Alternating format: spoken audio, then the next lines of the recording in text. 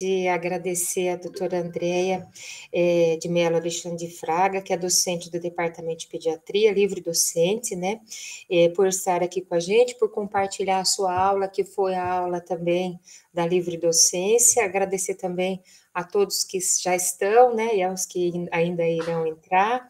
E o tema da doutora Andréia é simulação e ensino em pediatria. Muito obrigada, doutora Andréia. Eu que agradeço a Ângela, ao departamento, a oportunidade de compartilhar com vocês o que a gente tem trabalhado na simulação, né? Então, essa minha aula vai ser aí como a simulação está inserida dentro do ensino médico e um pouquinho da nossa experiência aí de alguns anos da simulação. Bom, então, o título da aula é Simulação Clínica em Emergências Pediátricas. Bom, eu não sei se vocês se lembram, né? Mas esse rapaz aqui, o Sully, ou Sullivan, é aquele piloto que aterrissou o avião em Nova York. Ele aterrissou na água, né? Deu uma pane no motor e ele aterrissou na água.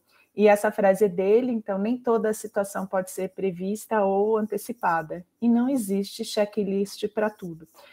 E por que é fundamental a gente começar com isso, né? Porque a simulação começou na aviação. Então, todo o projeto, tudo que se fala inicialmente de simulação foi vinculado, num primeiro momento, à aviação. Nada mais justo, né? Nada mais interessante do que isso, né?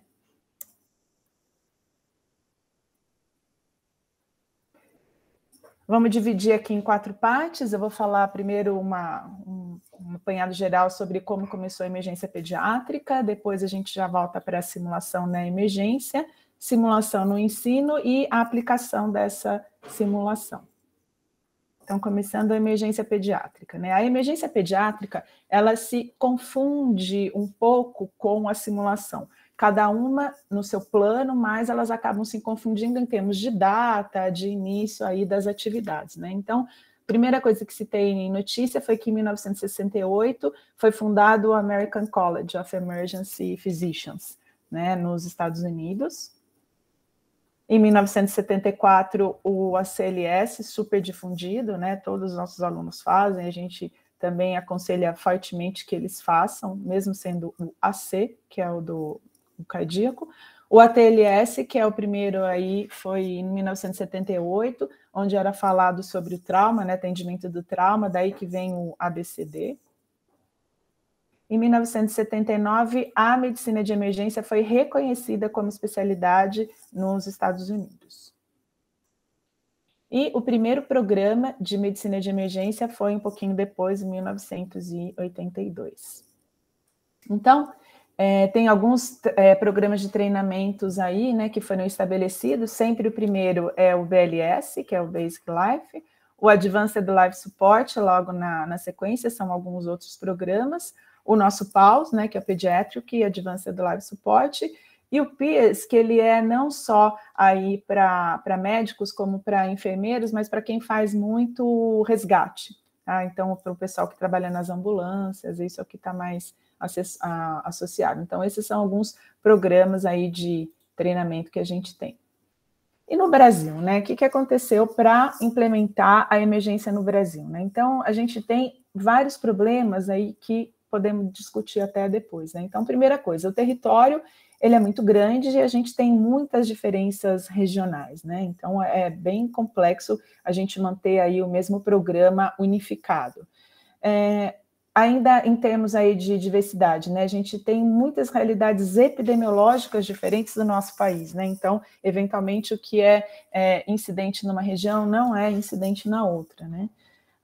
Subfinanciamento do sistema, né? Não é novidade para ninguém que a gente tem aí um subfinanciamento, apesar de mais aí nos últimos anos tem tido aí um olhar um pouco mais voltado para a urgência e emergência em relação aí ao Ministério, mas ainda é uma coisa que está engatinhando, né? Então, essas políticas públicas, né, do Ministério, como eu já citei, a gente não tem aí uma política de RH, então não existe nada muito sacramentado, nada muito organizado em termos de RH para trabalhar nessas emergências, né? E uma coisa que a gente vivencia aqui no nosso serviço, né, que é o sucateamento dos nossos hospitais de ensino.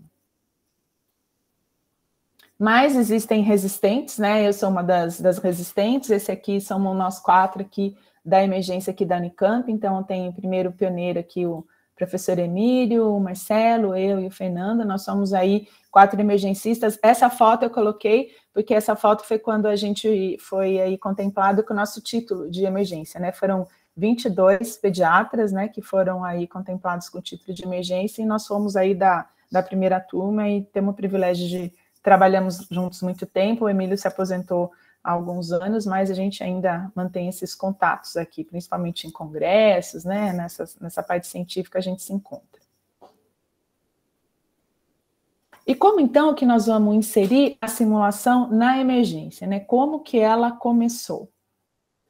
O começo dela foi muito interessante também. Essa é o primeiro manequim que foi aí, que tem aí a divulgação, foi o Ressusciene. E tem uma história muito interessante, né? Esse rapaz aqui do Ressusciene, que está fazendo aí como se fosse aí uma respiração, né? Está em vias de começar a fazer uma respiração, é o Ledel. Ledel é daquela fábrica mesmo da Ledel, né? Onde você tem todos os manequins.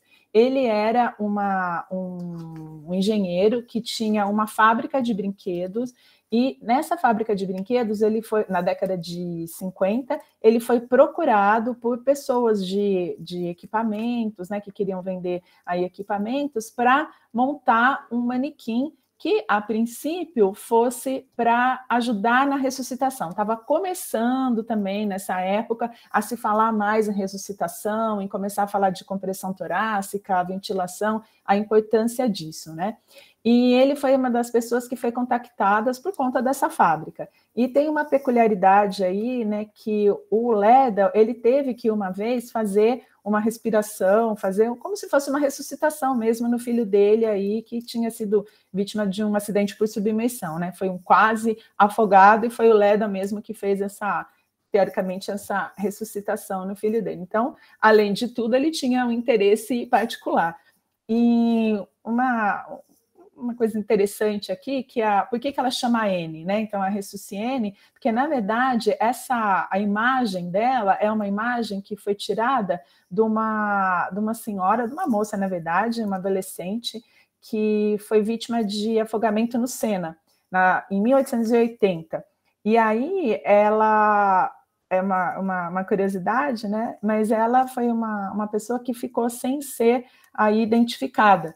E aí, o que o pessoal fez? Como ela diz que ela tinha uma face muito serena, eles fizeram a máscara mortuária dela. E a partir daí, ela ficou conhecida como a moça do Sena. E essa máscara mortuária dela foi vendida para vários lugares, aí, disseminada na França, para a Europa inteira, e o Ledel, quando viu a máscara, achou que era interessante fazer a face desse manequim com esse rosto, né? E aí é o que se fala sempre nas emergências, né? Que é o rosto mais beijado na face da Terra, é a Ressusciene, né? Então, ela morreu, ninguém foi resgatar o corpo, mas é como se fosse uma homenagem para essa moça. E aí a gente tem, então, aqui a evolução da simulação, né? Então, em 1940, né, foi o Ledel que começou esse trabalho com as anestesistas, e ele criou, antes da N, ele criou um simulador de tarefas, tá? Em 1960, aí já começava a ter esses simuladores bem sofisticados, que é o SIM-1, que ele tinha respiração, batimento cardíaco, pulso, abertura ocular, mas ele tinha uma peculiaridade, ele era muito caro.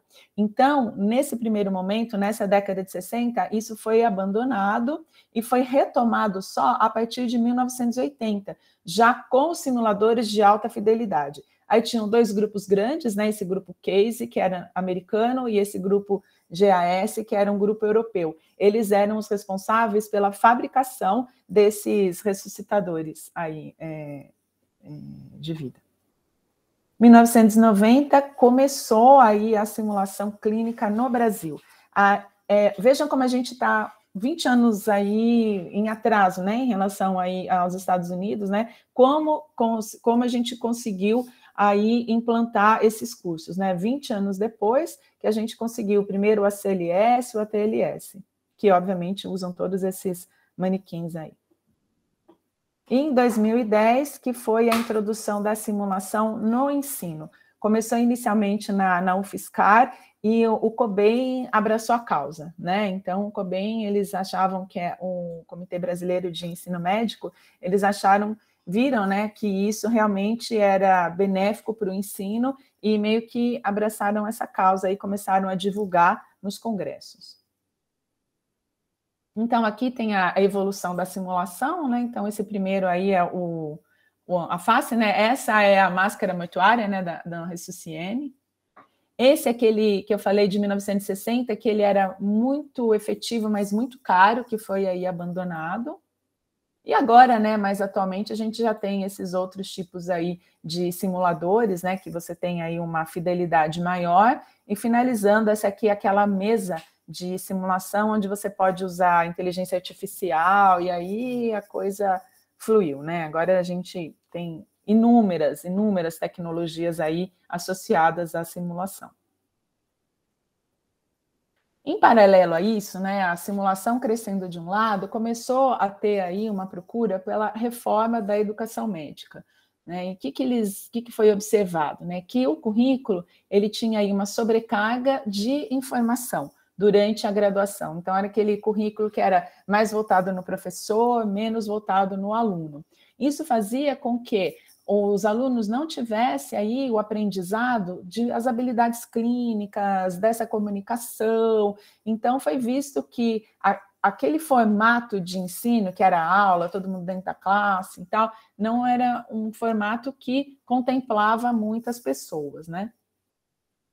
E aí foi pensado em usar também uma sistematização, né? Onde, como que você vai inserir algum instrumento diferente, alguma técnica de ensino diferente, né? Estava tudo muito esparso, não tinha nenhuma uniformização aí na época, e a partir aí da inclusão da simulação, nessa década de 90, as coisas começaram a ficar um pouco diferentes. Por quê?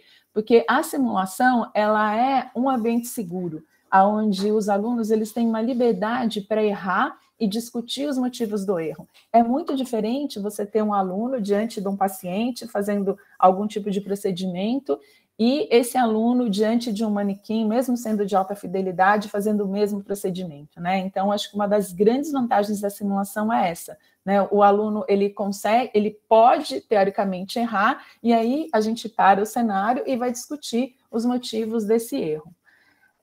Isso vem bem aí de encontro com essa lei da OMS de 2009, do paciente seguro, né, onde era necessário você ter uma redução de riscos e danos aí desnecessários, né?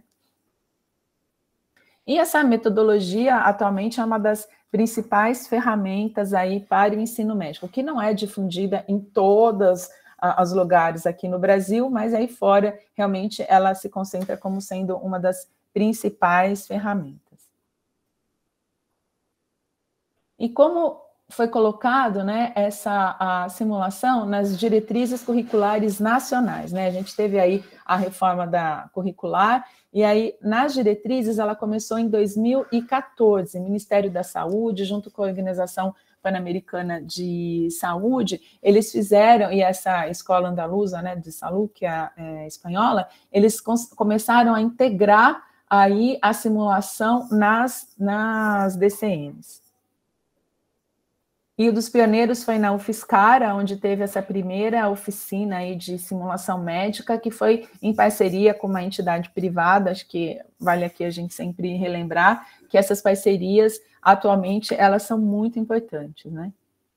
E aí, isso foi totalmente aí abraçado, né, pelo COBEM, e em 2015 foi no Congresso, teve já um programa de habilidades e simulação para estudantes dentro do Congresso, e aí, a partir de 2017, eles começaram a fazer as Olimpíadas de Simulação, que era bem interessante, né, você reunia aí um grupo de alunos e eles meio que disputavam entre eles, né, a resolução dos casos, acabava assim, de uma forma pouco diferente aí da convencional dentro do Congresso, uma metodologia aí de aprendizado bem interessante. E o futuro, né? Qual que é o futuro, né? Atualmente, eles pensam em fazer uns núcleos de simulações aí das regionais da ABEM, que ainda está engatinhando, ainda não tem nada assim muito consolidado, mas é uma coisa que eles estão aí realmente investindo bastante. E como que a gente transporta isso para o ensino, né? Quando a gente pensa aí nos pilares aí do ensino através das competências, é muito difícil a gente não falar de simulação. Por quê? Porque quando a gente tinha aquele ensino baseado só nas disciplinas, a gente tinha uma fragmentação entre a parte teórica e a parte prática. Cada um falava só da sua disciplina, cada um falava só daquele seu microcosmos, né? E não integrava aí o aluno às outras disciplinas, né? Com a simulação, você consegue ser um pouco mais versátil, você pode fazer a simulação com várias equipes, por exemplo. Você pode fazer uma simulação onde tenha aí uma equipe da clínica médica, onde tem uma equipe da cirurgia, onde tem uma equipe da pediatria, todos discutindo aí o mesmo caso, né? Então, isso faz com que seja muito mais moderno e muito mais versátil aí o seu ensino, tá? E as metodologias, né? Como que a gente vai aplicar isso, né? Geralmente a gente está pensando em ter uma interdisciplinaridade, né, e aplicação mais precoce possível dos conhecimentos. E se tem uma das coisas que a pandemia aí teve uma influência, foi nessas novas tecnologias, né? Por exemplo, essa reunião que a gente está fazendo agora online, né? A gente tem aí a chance de várias pessoas em vários lugares, através da tecnologia, a gente pode aí compartilhar e dividir conhecimento, né? Então, teve alguma coisa teoricamente boa dessa nossa pandemia que a gente ainda vive, né? E a simulação, como eu já falei, ela é embasada numa discussão aí segura, estruturada e sempre, né, no ensino baseado nas competências, né? E aí, junto com a simulação, começa a vir uma outra vertente aí de ensino, que é a Entrustable Professional Activities, né, que são as famosas EPAs, né? Quem estuda alguma coisa de ensino já se deparou aí com as EPAs, que são aí essas atividades aqui, embora todo mundo fale muito de EPA, a integração e a aplicação dessas EPAs, eu acho que ainda não está muito bem estabelecida em todos os ambientes de ensino, né? Embora a gente ache que tem alguma coisa em relação a isso, mas na prática mesmo acaba sendo um pouco mais complicado. E a gente tem ainda, né, muitos desafios, né, que é o tempo, né, quanto tempo que a gente leva aí para instalar esses novos processos, né, capacitar todo esse nosso corpo docente, custo dos equipamentos, e outra coisa é a restrição do espaço, né, porque quando a gente pensa em simulação, a gente está falando que você precisa, teoricamente, de um laboratório, né, de simulação, como a gente tem aqui, né, então acaba sendo uma das restrições, né. E aí, já pegando também por essa outra parte aqui da pirâmide de Miller, né? O que o nosso aluno ele precisa, né? Ele precisa aprender a conhecer a estrutura, a conhecer o corpo humano, ele precisa aprender a fazer e a ser. E aí, a gente tem essa estruturação que é muito interessante, eu já vou passar aqui para o outro, porque esses são as várias etapas que o nosso aluno precisa passar, né? E onde entraria a simulação aqui? A simulação, ela entra nesse tópico aqui de demonstrar. Por quê? Porque para o saber, o que é? Quando a gente fala em saber, ele tem que conhecer as normas de comportamento esperadas por um médico. Ele tem que saber como, é saber quando esses comportamentos individuais eles vão ser apropriados, né? Ele tem que demonstrar os comportamentos esperados de um médico sob supervisão. Aqui é uma das etapas onde a simulação é muito importante. Você consegue ter esse tipo de avaliação. E aí ele tem que saber fazer, né, conscientemente, né, como a gente espera que o médico tenha aí as atitudes, né, e o ser, né, que é como ele tem que pensar, agir, sentir como médico, né, são as atitudes, valores e comportamentos que eu particularmente acho que é uma das coisas mais difíceis atualmente da gente colocar em prática, discutir, falar e pegar aí uma devolutiva dos nossos alunos, né? como que nós vamos aplicar, então, a nossa simulação, né? Então, a primeira coisa são aqui os materiais e as técnicas, né? Então, é importante a gente ter alguns conceitos quando a gente vai falar sobre simulação. Então, a primeira coisa é a fidelidade, né? A gente tem vários tipos de fidelidade, né? A primeira é a fidelidade mecânica, né? Que é referência a quê? Ao próprio manequim, né? Ao material que você está usando. Aí você vai ter diversos tipos de manequim que vão mostrar uma fidelidade maior ou menor. Fidelidade ambiental, né? Que tipo de ambiente que você quer reproduzir? Você quer reproduzir uma sala de consulta? Você quer reproduzir uma unidade de emergência? Você quer reproduzir uma unidade neonatal? Então, o interessante é você ter aí vários tipos aí de ambientes para que realmente eles tenham aí a fidelidade adequada, né? Fidelidade psicológica, isso é uma coisa que a gente conversa muito com os alunos, né? Então a gente fala, olha, quando a gente vai começar um cenário, a gente tem que mostrar para eles, né, que eles têm que ficar imersos nesse cenário. Quanto mais realmente eles acreditarem que aquilo está sendo aí verídico, fidedigno, você tem uma resolução melhor do seu cenário e a discussão acaba sendo infinitamente melhor. Uma outra coisa é a parte temporal. Também é muito interessante. Por quê? Porque, por exemplo, a gente, num cenário de parada, né, para vocês terem uma ideia, né, a gente começa a contabilizar o tempo. E aí, a partir do momento que eles começam a atuar, a gente já começa a contabilizar o tempo. Se eles demoram mais que 10 segundos para o reconhecimento, isso vai ser tudo discutido. Então, é importante que eles tenham essa temporalidade. Uma outra coisa que é interessante quando a gente fala em temporalidade por exemplo, você precisa administrar uma medicação, qualquer que seja a medicação. Você, dentro do cenário, você tem a medicação fechada, então eles têm que abrir a medicação, eles têm que pegar o equipamento, eles têm que colocar a medicação no equipamento, para isso realmente até valorizar todos os profissionais que estão envolvidos naquele cenário, né? Então você se vê do lado de um outro profissional. E claro, a fidelidade de ação, né? Então, ainda no exemplo, né, de um cenário de parada, se ele não está fazendo aí a compressão torácica adequadamente, a ação dele está prejudicada, né? E aí o que a gente pode fazer? No simulador, você pode aí fazer com que esse paciente tenha um retorno da circulação espontânea mais precoce ou menos precoce, dependendo da intensidade da compressão torácica, né? Tudo depende da fidelidade que o aluno ou o residente está colocando dentro daquele cenário.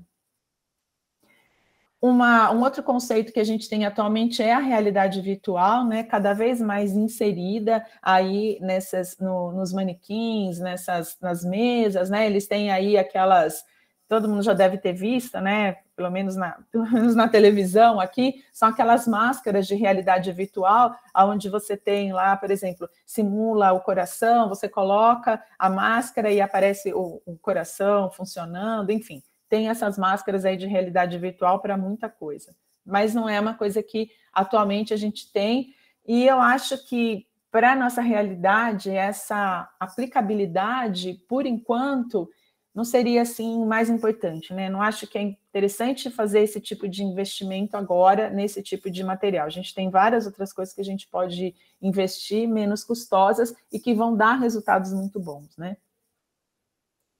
Os avatares, né? Os avatares são aqueles bonequinhos que você usa. Então, isso também é muito interessante. Quando você tem aquelas mesas de simulações, a pessoa é o avatar. Então, você pode ter você mesmo lá, você se desenha, que nem tem um avatar de celular, coisa desse tipo, é a mesma coisa, né? Então, você pode ter você mesmo dentro do cenário, né? Então, um ambiente totalmente virtual.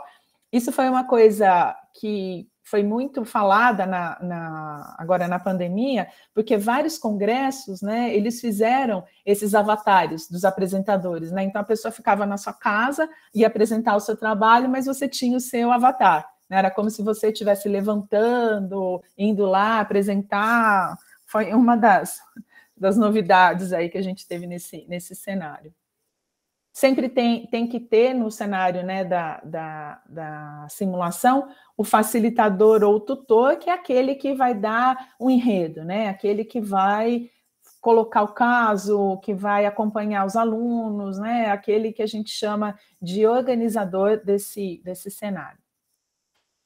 Feedback, né, em termos aí de ensino, feedback é atualmente uma das coisas que mais se fala, né, com o resultado mais produtivo, mais benéfico aí para o aluno é o feedback que você promove, né? Então, sempre depois aí de qualquer cenário de simulação, a gente tem o feedback e também conhecido como debriefing, né? Habilidade técnica, né? São as habilidades que a gente vai testar daquele aluno, né? Entra como um tipo de conceito. Então, não necessariamente ele vai estar em todos os cenários, né? Geralmente, previamente a esses cenários, a gente aqui no serviço costuma fazer uma estação de habilidades técnicas de intubação e de ventilação, onde a gente faz primeiro esse treinamento, claro que aí com material muito mais simplificado, né? Então, a gente tem os torsos, a gente tem aí as faces, a gente tem as perninhas para passar intraóssea, e dependendo do objetivo da habilidade técnica que você quer desenvolver. E uma das coisas que também mais se fala atualmente, onde a simulação tem um papel importantíssimo, que são as habilidades não técnicas, né? Também conhecidas como as soft skills, certo? Que seriam o quê? Habilidades cognitivas, sociais, pessoais, que é como aquele aluno se correlaciona dentro do cenário. Quais habilidades a gente pode ver? Liderança, trabalho conjunto, então são organização de tarefas, né? Quando você organiza esse seu cenário. Então, essas são aí algumas das habilidades aí. Lifesavers é um termo que a gente coloca na simulação clínica, que é quando o cenário está dando muito errado, eles estão indo por um lado muito ruim, entra um dos facilitadores e vai, por exemplo, fazer uma pergunta para ele, fala, olha, por exemplo, eles estão num cenário de choque, e eles não reconheceram choque, então entra um lifesaver como se fosse, por exemplo, um residente um pouco mais graduado e vai falar, nossa, mas vocês checaram o pulso desse paciente? É aquele salvador do cenário, né, que a gente diz. E aí, a gente tem aí alguns tipos de simulação, né? Então, eu já comentei, a gente tem alguns treinamentos de habilidades, né? Então, quais são esses treinamentos de habilidade? Geralmente são habilidades psicomotoras, onde você possibilita a repetição. Um dos mais falados, né, uma das coisas que a gente mais treina são as habilidades de obtenção de via aérea definitiva, né, que é intubação, passagem de máscara laríngea, isso a gente consegue fazer. E aí, não só no cenário médico, mas você tem, obviamente, simulação para vários tipos, né? Para vários tipos aí de profissões. Então, simuladores têm N simuladores. Então, você tem de cateterismo vesical, você tem de cateterismo aí umbilical, você tem aí para acesso venoso periférico. Então, assim, são vários simuladores que você pode usar. Geralmente, quando a gente fala no treinamento das habilidades, é uma de menor complexidade. Né? Não, obviamente não no caso da intubação, mas, por exemplo, de você fazer uma cateterização, você pode tentar cateterizar aquele manequim quantas vezes forem necessárias, né? Laringoscopar um manequim quantas vezes forem necessárias até você realmente atingir aquela habilidade proposta naquele tipo de cenário, né? E a gente tem também, claro, simuladores tecnológicos, né, onde você tem muitas tecnologias aí envolvidas, são um dos mais utilizados, né, que é quando você realmente tem um manequim que abre o olho, fecha o olho, você consegue ver pulsação, você consegue ver ritmo, você consegue mudar o ritmo, né, aí você tem uma infinidade grande que eu vou mostrar daqui a pouquinho. O que a gente quer nesses tipos de simulação com os simuladores tecnológicos, né? Que esses alunos, eles tenham aí um raciocínio clínico, que eles consigam atuar multiprofissionalmente e que eles tenham tomadas de decisões, né? Isso é uma das coisas mais importantes para a gente trabalhar no cenário. Lembrando que no cenário, você não é um aluno sozinho, né? O cenário é para realmente ele aprender a trabalhar em equipe. Geralmente, a gente coloca 4 ou 5 alunos para trabalhar no mesmo cenário, sempre vai ter um líder, e aí a gente trabalha aí todas essas soft skills aí junto com eles, né? A gente tem também uma outra situação, que é o paciente simulado, é o ator que simula uma situação pré-combinada antes, né? Que é o que a gente faz na nossa prova. né? A prova até que a gente fez ontem é isso, a gente tem um ator, a gente treina esse ator, e é o que a gente vai avaliar, né, nos nossos alunos, não só essas competências aí clínicas, né, que ele tem que adquirir, mas também essas competências aí de relacionamento com o paciente, né, como ele trata o paciente, né, como ele se dirige a ele, né, se ele escuta o paciente, uma das coisas mais importantes atualmente, eles não escutam, né, é uma coisa geracional, mas eles não escutam, eles já querem já ir fazendo, já dando a conduta sem saber aí previamente, né, quais são as queixas efetivas daquele paciente. E o roleplay é uma modalidade que é muito interessante, que eu, particularmente, quando a gente fez a faculdade, há 10 anos atrás, ela levou a gente para fazer esse curso, né, de facilitador lá em São Paulo. A gente fez lá na USP, e uma das coisas mais interessantes foi esse roleplay, que é quando você muda de lugar. Então, por exemplo, quem era médico fazia o papel da equipe de enfermagem, quem era da equipe da enfermagem fazia o papel do médico, que é aquilo de realmente observar o cenário com a perspectiva do outro, né? E aí a gente vê as dificuldades que a gente tem naquele outro papel, né? Então, eventualmente, colocar um eletrodo, abrir uma ampola, né, que para a gente acaba sendo, parece que é uma coisa muito simples, a hora que você está lá, que você que tem que fazer, não é aquela coisa mais simples assim, né? A gente ainda no cenário dos tipos de simulação, a gente tem aí as simulações híbridas, né? Onde você pode combinar um ator e um simulador, por exemplo. Então, você tem um ator simulando ser aí uma mãe, trazendo um manequim que vai ser o filho que está tendo algum problema e você vai ter que interagir com os dois, né? Então, essa é a simulação híbrida. O PDCR rápidos, né? Isso significa que é um tipo de simulação que a gente não faz aqui, porque ela é mais custosa, muito demorada. Você aplica o mesmo caso até que a maior parte do grupo tenha um resultado satisfatório. Então, por exemplo, você tem um cenário de parada, enquanto o grupo inteiro não comprimir adequadamente, você não para de refazer aquele cenário. Então, é cansativo, mas, assim, o que os estudos dizem é que o resultado acaba sendo realmente muito bom.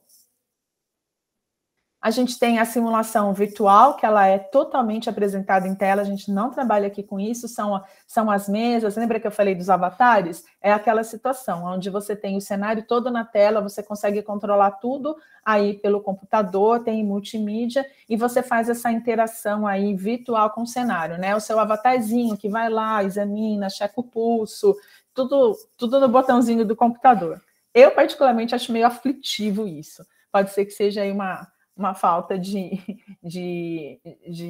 eu não estou habituada a mexer com esse tipo de cenário, mas eu acho um pouco aflitivo você ficar só em botão. E a simulação in situ, que atualmente uma das coisas que mais aí se fala, que são mais difíceis de fazer, que é quando você leva aí o simulador para o local aonde realmente aquele cenário poderia acontecer. O que tem se feito muito, muito, muito aí fora, principalmente nos Estados Unidos, que eles vinculam bastante, é você chegar numa unidade de emergência, por exemplo, falar que tem aí um acidente, que você vai chegar com uma vítima, e na verdade o que chega é um manequim, entendeu? Mas como você está lá na sala de emergência daquele hospital e tal, acaba realmente sendo muito mais verídico, né? Muito mais fidedigno, vamos dizer assim, tá? Então, isso é uma das modalidades atualmente que tem se falado. Aqui é um exemplo de alguns tipos de simuladores, né? A gente tem os simuladores aí de baixa fidelidade, onde não tem nenhum tipo de resposta fisiológica, nem anatômica, nem sensorial. Ele realmente não tem nenhum contato, vamos dizer assim, com você. É onde a gente faz o treinamento das habilidades, né? Um dos principais representantes são essas cabecinhas, né? Que é cabecinhas aí que a gente pode ter acesso à via aérea, pode passar uma máscara laríngea, pode fazer uma intubação, né? São simuladores aí que a gente chama de baixa fidelidade para, principalmente, treinamento de habilidades. Simuladores de média fidelidade são aqueles onde você consegue fazer algum tipo de ausculta. São os simuladores que a gente tem no nosso serviço, tá? São os de média fidelidade. Eles têm ausculta respiratória, cardíaca, pulso, Tem um aparelho portátil aí do lado que você permite avaliar os traçados de ritmo, né, cardíaco e alguns outros dados aí mais pertinentes, né? Aí a gente fica imaginando, se esse é o de média fidelidade, o que será o de alta fidelidade, né? O que a mais esses simuladores têm aí? Eles têm uma estrutura muito maior, que é onde você precisa ter uma sala de simulação, você tem todos os controles, né? Você tem tudo maior para dar o feedback. A gente tem um simulador de alta fidelidade, tá? Que é o que a gente usa na nossa sala de simulação. Claro que não é igual a esse, né? Esse realmente, assim, primeira vez que eu vi essa foto, eu achei assustador. Eu falei, meu Deus, é muito humano, né? É muito humano, até o cabelo e tal, é muito humano, na verdade. Né? A gente tem a chance de ter, não igualzinho a esse, claro, né? Existem N tipos no mercado, com as variações de preço, assim, também muito grandes, né? Mas os que a gente tem em particular, eles têm uma fidelidade muito boa. Então, esse aqui, né, para ver de baixa fidelidade. Esse de média fidelidade, aqui é o manequinzinho. Por que é média? Porque ele não tem a interação. Esse manequim não tem essa interação toda que o de alta fidelidade. Esse aqui, né, esse ainda de média fidelidade, por incrível que pareça. Olha, mas veja, no de média fidelidade, você já tem até para fazer aqui uma janela pericárdica, né, coisa desse tipo. Para vocês terem ideia de como isso está desenvolvido, né, nos cenários, né. E esse de alta fidelidade que, meu Deus, é um paciente, né? Tem até essas alterações faciais e tudo. Inclusive, tem uns que falam, que emitem sons, né? Então, por exemplo, se você quer simular que tem uma obstrução de via aérea alta, você coloca lá no seu computador que ele vai ter aí uma cornagem, por exemplo, né? E ele emite esse som de cornagem. Tem uns que falam, você usa o microfone, você consegue falar, então, assim, é muito diverso esse cenário aí dos simuladores. Essa aqui é a nossa sala de simulação, para vocês terem uma ideia, fica ali do lado na frente da FCM, né, no prédio da Lego. Esse é o nosso cenário, essa é a sala que a gente tem. Então, veja, a gente tem o painel completinho, a gente tem o monitor cardíaco, a gente tem o desfibrilador, a gente tem a mesa com o monitor cardíaco, o carrinho igual que tem nas enfermarias, aí, pelo menos em algumas delas ainda a gente tem esses carrinhos, todas as medicações, e esse é um dos manequins que a gente tem. Esse que está aqui demonstrado é o manequim de média complexidade. Aqui são algumas alunas aí de um tempinho atrás fazendo os procedimentos. Aqui também. Vejam, elas atuando, né? São 3 aqui que estavam no cenário, a gente estava com um grupo menor. Aqui um outro cenário, fazendo a compressão. Aqui a sala de debriefing, essa foto é antiga, a gente ainda estava sem máscara aqui fazendo debriefing.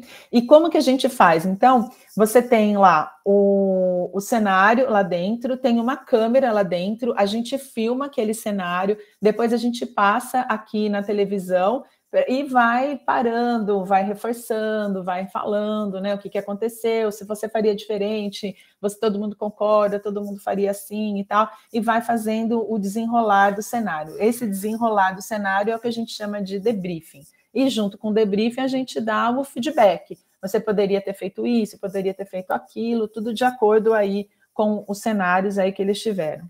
Lógico que durante a pandemia a gente parou, né, ninguém fazia mais isso, não tinha cabimento, todo mundo junto, fechado nessa salinha, né? A gente mudou, eu vou depois mostrar como a gente fez na pandemia. E como que a gente vai promover, então, um ensino eficaz através da simulação, né? O que é importante a gente saber? Né? O ensino eficaz, aí, através da simulação, basicamente tem que ter uma integração curricular. Não adianta fazer a simulação sozinha. Né? Esses resultados eles têm que ser avaliados, que é uma aí das grandes dificuldades que a gente tem, é como avaliar esses alunos fazendo a simulação. Quanto melhor a fidelidade da simulação, melhor é o resultado na aquisição e manutenção das habilidades. E aí, o que eles têm que fazer, obviamente? É o que a gente quer, né? Que essas habilidades aí que eles adquiriram, eles consigam transferir para a prática. E o melhor jeito de transferir para a prática é você saber trabalhar em equipe. Quanto melhor você tiver treinado aí os seus instrutores para dar esse feedback, melhor vai ser essa volta inteira aí que a gente vai estar pensando em realizar, né? Então, esse seria, né, esse circuito, né, seria o circuito adequado para a gente promover um ensino eficaz aí com a simulação. E, como eu falei para vocês, o feedback é uma das situações de maior potencialidade de aprendizado para os nossos alunos. A gente pode usar, apesar de parecer estranho, a gente pode usar o modelo, além do modelo formativo, o modelo somativo também, dependendo do tipo de feedback que você promove. Isso é tão importante que tem até um mnemônico que chama aí GREAT, onde o G é o guideline, né? Então, o facilitador, ele tem que dominar todos os guidelines daquele caso que ele se propôs a falar. Então, por exemplo, se você está falando de choque, você tem que saber os últimos protocolos que tem de choque, né? Os últimos guidelines que tem de choque, porque é a partir daí que você vai aplicar, né? E você vai cobrar dos seus alunos que eles tenham feito naquele tipo de base. As recomendações de conduta também, né, são importantes sempre o facilitador, né, o responsável pelo feedback, ele tem que saber. O evento, né, a partir do momento, depois que os nossos alunos, eles participam desse cenário, eles têm que eles vão apresentar, né, o cenário e você vai fazer uma análise aí do evento pelos participantes, não só necessariamente daqueles que estão aí dentro do cenário, mas daqueles que ficaram assistindo, né? Então, é essa análise aí que a gente fala do evento. Como é que foi, como que eles se sentiram lá dentro e lá fora o pessoal, qual foi a impressão que eles tiveram daquele cenário. Análise crítica, né, de pontos de melhora e piora, né, que é feito geralmente aí pelo facilitador. A gente não deixa isso na mão aí dos alunos, né, para não ter problema entre eles. Geralmente o facilitador começa e ele que dá aí o norte para esse tipo de discussão. E claro que a gente quer, né, é a transferência disso tudo que foi feito no modelo simulado para o campo de prática. Então, por que a gente está pensando nisso? Né? Para a gente tentar fazer uma integração curricular. Né? Como eu já disse, a simulação sozinha não faz aí nenhum tipo de ensino adequado, né? Só a simulação sozinha não, então você tem que fazer uma integração, né? Onde você tem que unir aí as outras atividades curriculares, que seriam aulas teóricas, discussões de texto, laboratórios, obviamente as práticas clínicas, né? E a gente sabe que a gente tem que enfrentar várias barreiras ainda em relação à simulação, né? Então, algumas dessas barreiras aí. Primeiro, o agendamento das práticas, né? Então, não é fácil, né? Geralmente é um laboratório só, isso é uma coisa que a gente vivencia aqui no nosso serviço, né? Então, cada um tem o seu dia, eventualmente se precisa mudar, é difícil, porque a gente tem uma sala só aí da pediatria, tem uma sala de adulto também, mas acaba sendo difícil a gente conseguir agendar, né? Aqui é uma das coisas que excesso de plantões, ou então não necessariamente só plantões, mas às vezes os alunos eles ficam aí com muitos afazeres, muitas atividades e acabam não tendo tempo para poder participar dos cenários aí da simulação. Se ele não tiver naquele currículo dele mesmo, não fizer parte daquele currículo, dificilmente ele consegue participar de alguma outra simulação. Por quê? Porque muitas vezes eles estão compromissados aí com a clínica, né? Estão fazendo outras aí atividades e tal. A gente sabe que o nosso currículo é um currículo muito preenchido, né? Então, isso acaba tendo aí algumas barreiras aí. A desvalorização da simulação, às vezes as pessoas aí, se você não conhece a técnica direito, acaba falando, mas imagina, eu não quero que meu aluno seja médico de boneco, né, entre aspas, né, eu não quero que meu aluno seja médico de boneco, ele tem que ser médico de gente. Ok, ele, obviamente, é o que a gente quer também, quando a gente trabalha com a simulação, mas a gente quer que ele saiba aplicar aqueles conceitos para causar o menos dano possível no seu paciente. né? Uma outra coisa que esbarra são nos recursos aí administrativos, né? E naqueles métodos aí arraigados, né, de ensino aí tradicional, que não enxerga ainda a simulação como sendo um campo de aprendizado aí interessante, né? São coisas que a gente tem que ir repensando, que a gente tem que ir revendo, né, para promover aí o ensino melhor. A gente tem um grande problema, que é a avaliação e mensuração dos resultados, né, que a gente pode fazer de algumas maneiras. Então, por exemplo, a avaliação observacional, ela é onipresente, né, você está lá, você está avaliando, mas ela vai ter aí algumas fontes de viés, né, porque aquela impressão pessoal que você está tendo em relação à dinâmica daquele cenário, né. Para dar uma melhorada nisso, você pode tentar fazer o baseado em respostas, né, que podem ser perguntas de múltipla escolha ou situações clínicas hipotéticas, e tentar usar como se fosse também um checklist, né, que é o que se usa quando você vai fazer aí os cursos, por exemplo, o PAUS, o ATLS, todos usam na prova prática, né, o checklist, que dá uma ideia, né, se ele acerta aí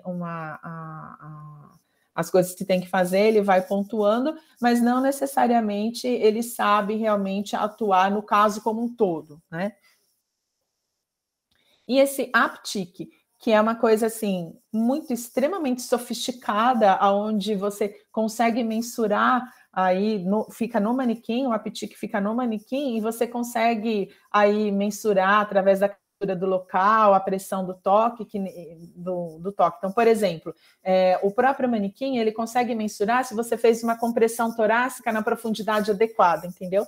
Mas, assim, é muito, muito sofisticado e realmente ainda precisa de alguns estudos a mais para poder ser lançado mesmo nos mercados, né?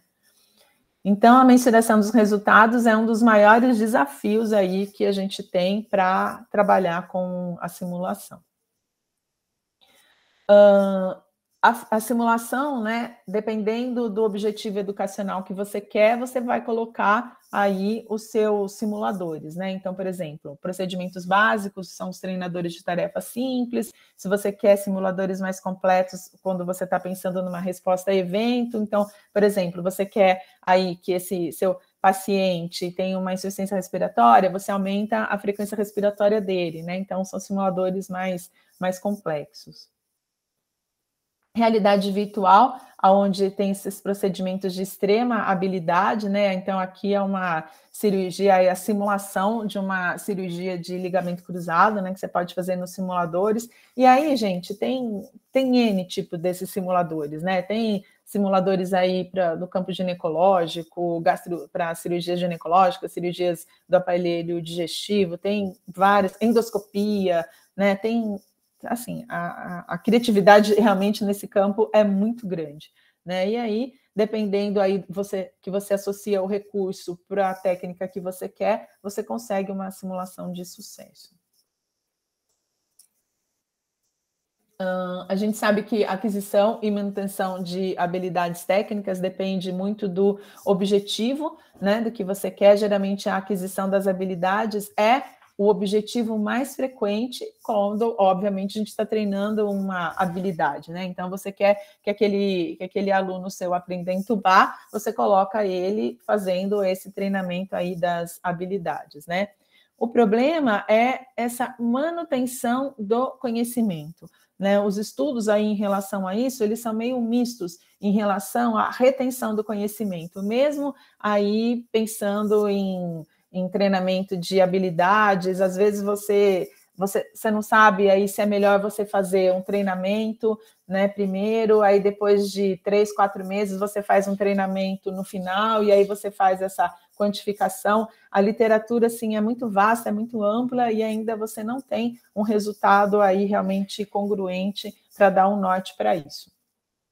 Então, ela acaba sendo realmente multifatorial, né? Porque depende do tipo de habilidade, a complexidade do aprendizado que você quer desenvolver e o tempo decorrido desde a simulação. O que significa isso?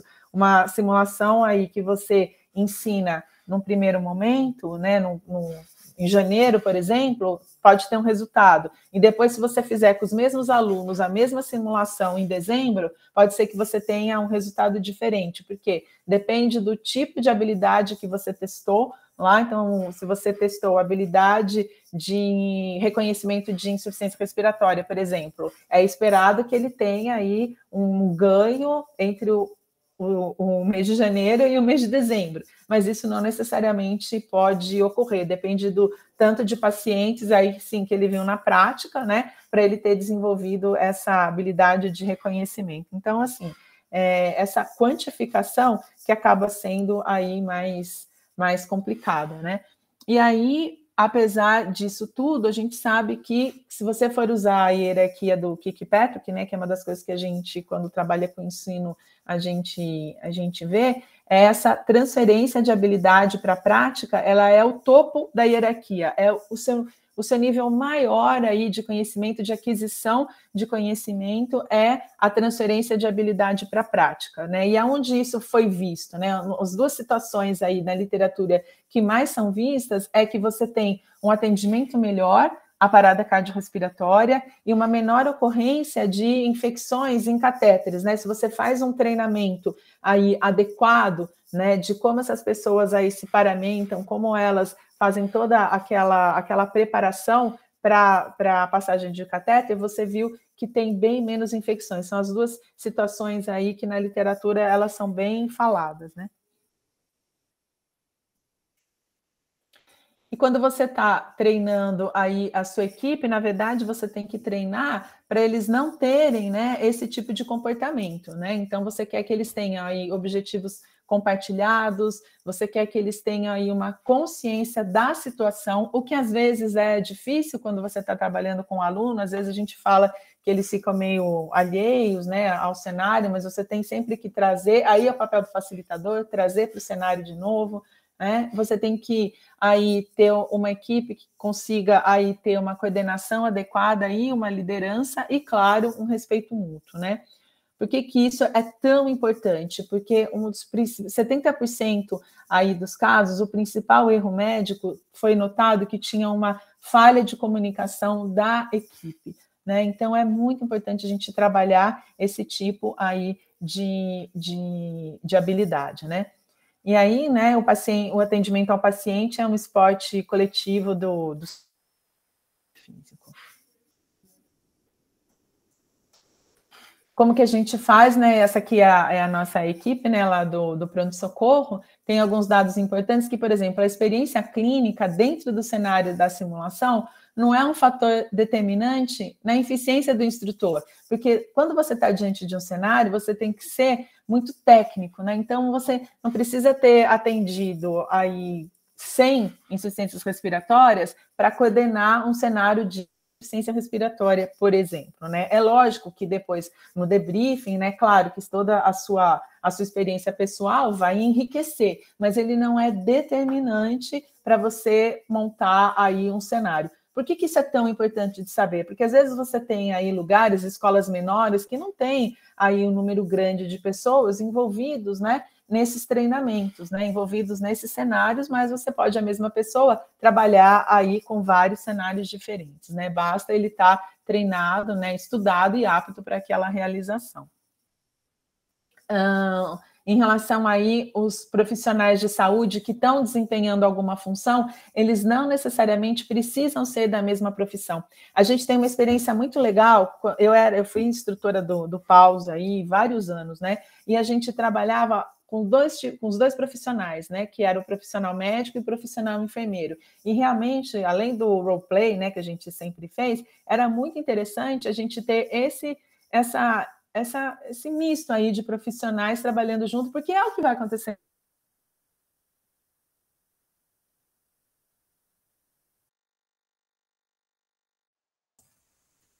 Pessoal, vocês caíram ou eu caí?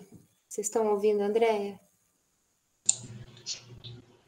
Estamos te ouvindo, mas não a Andréia. Eu vou dar uma ligadinha para ela, então. Só um minuto.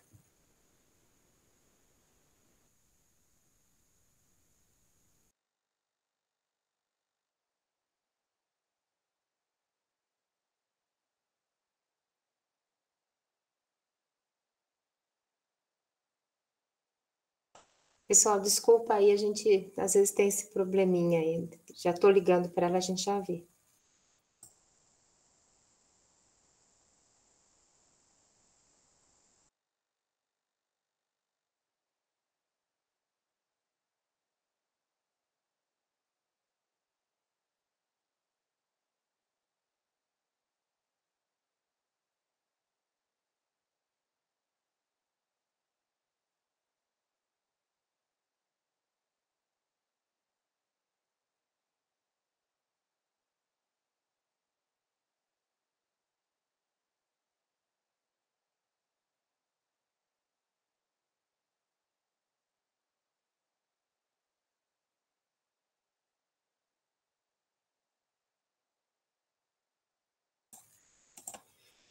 Prontinho, foi um probleminha, ela já está entrando de novo, tá bom? Só um minuto.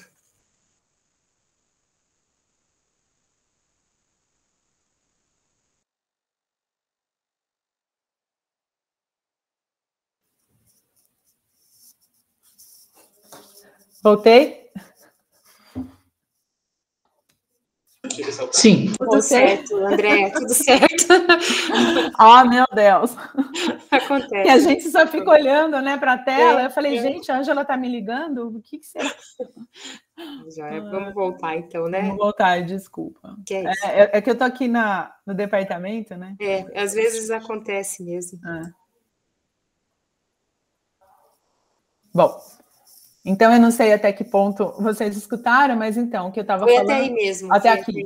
Tá. Até aí mesmo. Então, assim, é importante você ter, quando a gente está falando em experiência clínica, né, que não é um fator determinante a pessoa ter expertise naquele assunto, né? Então, desde que ela tenha aí o conhecimento da dinâmica, né, são outras coisas que a gente pode trabalhar no cenário, não necessariamente a expertise naquele assunto em específico.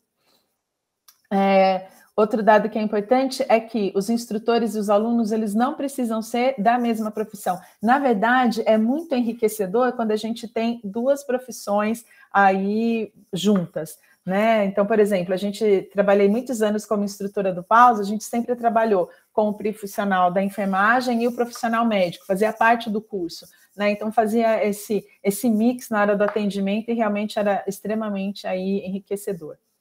É importante a gente sempre estar se recertificando, né? Então, você tem sempre as reciclagens que você faz, principalmente em relação ao debriefing, sempre tem coisa nova, coisa importante aí para ser falada nesses cursos de recertificação, né?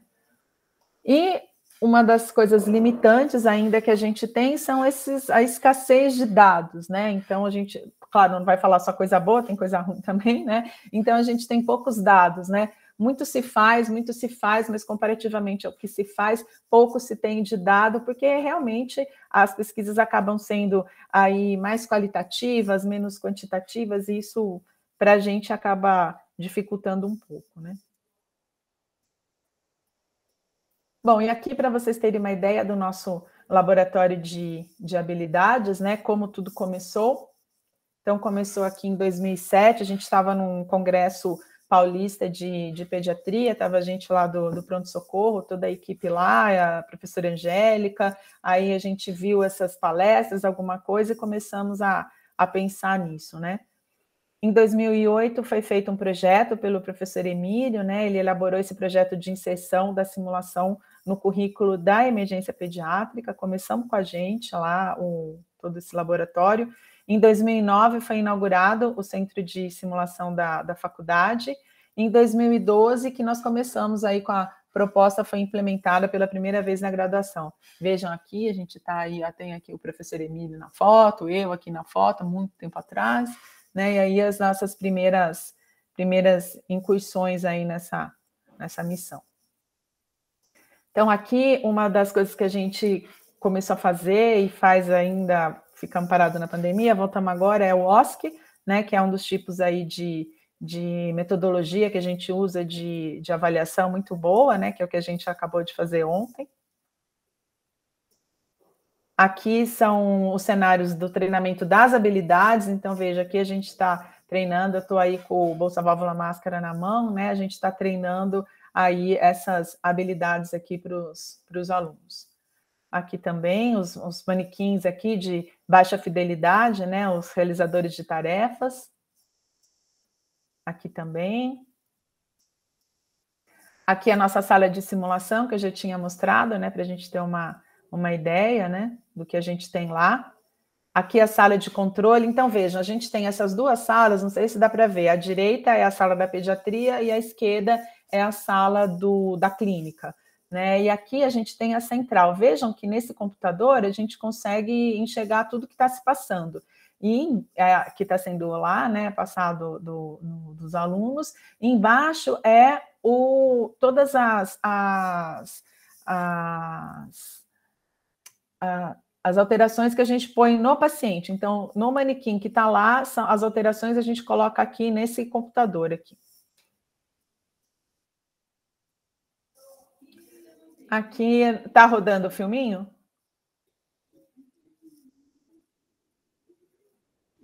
Tá sim. Está rodando. Tá, então aqui é a nossa salinha. Então, a gente passa todo o caso daqui de dentro. Então, eles não têm identificação nenhuma lá.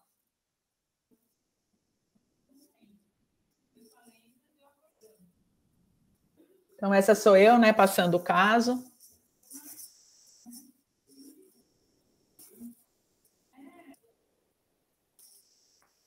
Essa é aí, depois que a gente passa o caso lá dentro, a gente faz o debriefing, né, onde os alunos, eles assistem os colegas, né, como eu já comentei, e depois a gente discute dessa maneira aí formativa, né. Esse aqui é um debriefing.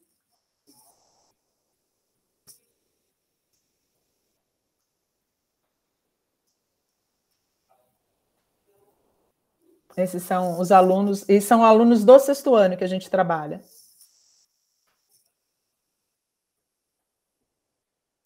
Vou passar aqui só para a gente ver.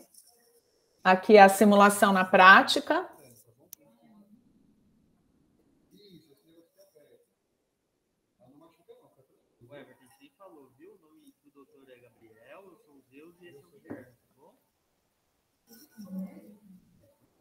Esses são os nossos alunos atuando.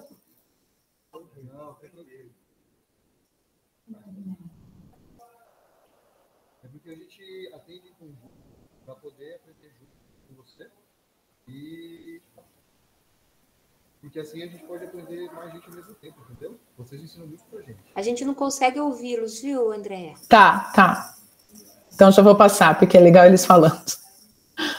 Então, aqui era um cenário, né, de taquicardia supraventricular, então isso é o que aparece para eles. E aqui, quando já se instalou, né, a taquicardia, eles fazendo o reconhecimento. Então, é isso, gente. Então, assim, que eu queria mostrar para vocês, né, a gente concluindo aqui, que ela é um treinamento, a simulação é um treinamento muito importante, né, onde a gente treina aí os nossos profissionais a tomarem decisões rápidas, corretas e num ambiente seguro, né, acho que é muito importante.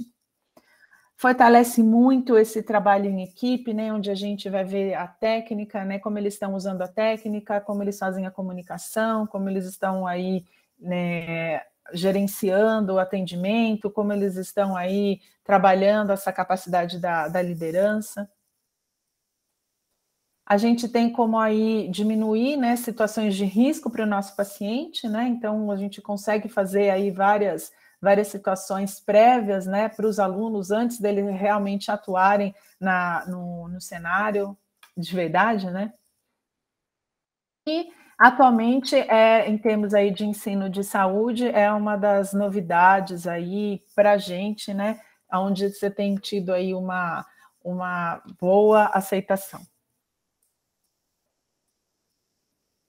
E é isso, eu gosto de finalizei aí com essa foto. Esse foi o local onde a gente trabalhou, esse é o nosso laboratório de habilidades, essa foi a primeira turma que a gente trabalhou na pandemia. Isso aqui foi aí em 2020, ainda a gente não ficava naquela sala, a gente ficava nas arenas, né, que é onde a gente faz as habilidades, e ficava todo mundo longe, né? Essa aqui que está na frente é a enfermeira Juliane, que era a responsável pelo laboratório de habilidades, né? Então vejam que a gente tem que se adaptar, né? A gente foi se adaptando e aí depois quando foi liberada, né? Quando a gente já tinha uma maior segurança, a gente foi realmente voltando aos poucos para o nosso laboratório.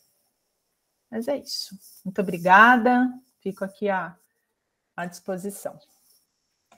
Nós que agradecemos, Andréa, pela sua excelente aula, acho que todos aprendemos bastante.